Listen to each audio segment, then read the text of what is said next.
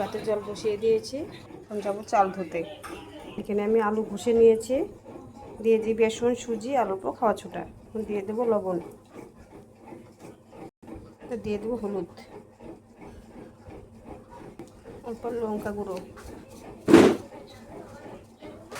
ভাতের জলটা গরম হয়ে গেছে, এখন চালটা ধুয়ে নিয়ে চলে এসেছি, এখন দিয়ে দেবো। এখন আমি আলুটা মেখে নেব। আমি এখানে তেল বসিয়ে দিয়েছি, তেল গরম হয়ে গেছে, এখন একে একে বড়াগুলো ভেজে নেব।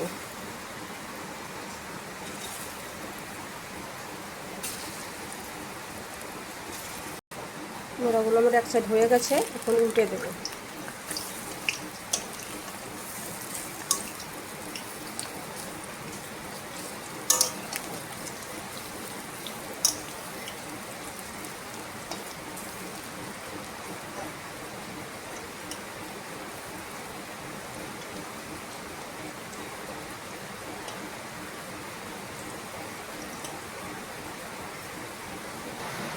ভাতটা হয়ে গেছে, মাছ ঝরিয়ে নেব। বড়াগুলো হয়ে গেছে, এখন তুলে নেব। এখন বাকি বড়াগুলো ভেজে নেব।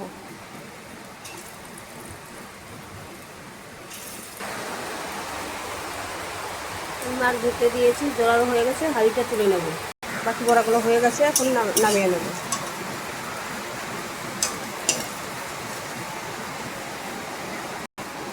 বড়াগুলো নামিয়ে নিয়েছি, এখন বসাবো তরকারি। এতে দিয়ে দেবো সাদা তেল। ভাতটা তুলে নিয়েছি, ফোড়নে দেবো শুকনো লঙ্কা, তেজপাতা, আর দেবো গোটা জিরে। মশলা নিয়েছি হলুদ গুঁড়ো, জিরে গুঁড়ো, মিট মশলা গুঁড়ো, লঙ্কা গুঁড়ো। পেস্ট বানিয়ে নেব, তেলের উপরে ছেড়ে দেবো। অল্প জল দিয়ে মশলাটা কষে নেব। দেবো লবণ,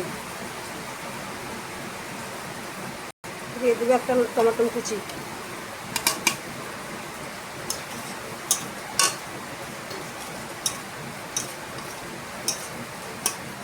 দিয়ে দেবো এক চামচ চিনি।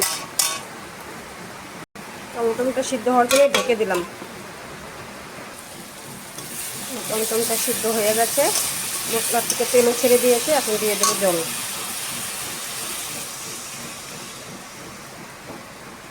এবার জলটা ফুটে গেছে, এখন ভেজে রাখা বড়াগুলো দিয়ে দেবো। সব দেবো না, অল্প কটা রেখে দেবো। 5 মিনিট ফুটে নিয়ে নামিয়ে নেব।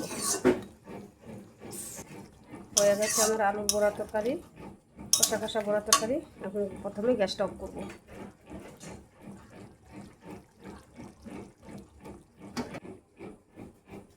নামিয়ে নিলাম। কষা কষা বড়া আলুর বড়া তরকারি কেমন হয়েছে অবশ্যই তোমরা কমেন্ট করে জানাবে।